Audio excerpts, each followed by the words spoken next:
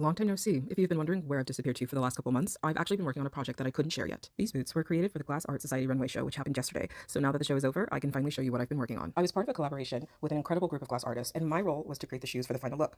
The first thing I asked was a photo of the glass artwork so I could study it and figure out how to translate it into beadwork and paint. What immediately caught my attention was the movement in the glass. I love the way the lines flowed through the piece, and that ended up influencing almost every design decision I made. Normally, when I create beaded boots, I stuff them so they're very rigid while I work, but these boots were so tall that they naturally develop folds and crinkles. At first, I was fighting against that, but eventually I realized those bends actually help mimic the movement. Instead of hiding them, I incorporated every buckle, fold, and wrinkle into both the painted design and the beadwork. This project also pushed me technically. It was the first time I combined 3 different bead sizes in a single piece. I started with mostly 1.5 and 2mm beads, but after finishing part of the boot, I realized I wanted more dimension. I introduced 3 and 4mm beads to create texture that almost felt geologic, almost like the other colors and shapes had been formed naturally over time. One of my favorite parts of this project was experimenting with different bead finishes. In a lot of my work, the bead tends to share a similar finish, but for these boots, I mixed clear beads with foil-lined beads, with pearlescent beads, with matte beads, and even some beads my parents brought me from South Africa. Seeing all those different textures interact with each other created a depth that I hadn't explored before. The biggest challenge was color matching. Some shades, especially certain olive greens, are surprisingly difficult to find in bead form. To work around that, I painted the colors underneath and layered more transparent beads on top to create the effect I wanted.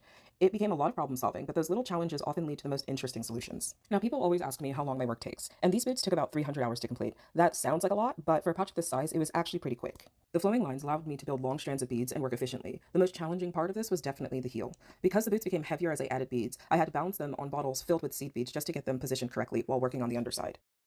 One thing this project taught me is how much I enjoy collaboration. I spend a lot of time working for my own ideas and references, but collaborating with other artists pushes me to places I might never go on my own. It encourages me to experiment with new colors, new materials, and new techniques. There was also a moment near the end when I was running out of some of the beads I planned to use. I didn't really have time to order more, so I started pooling beads from materials I'd set aside for another collection, and also breaking apart beaded necklaces so I could take some of the specific colors out of it. Some of my favorite aspects of these boots came from those type of last-minute decisions.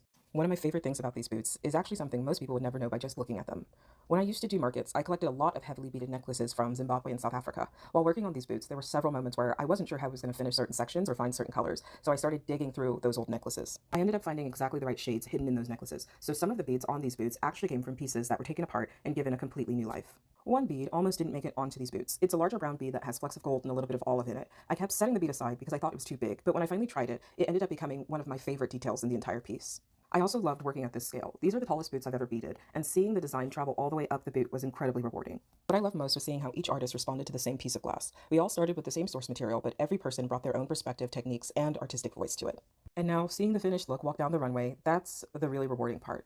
These boots were never meant to stand alone. They were one piece of a much larger vision, and getting to see all of those individual contributions come together into a single finished work was incredibly special. Projects like this remind me that art doesn't always have to be a solitary process. Sometimes the most exciting work happens when artists come together and build something.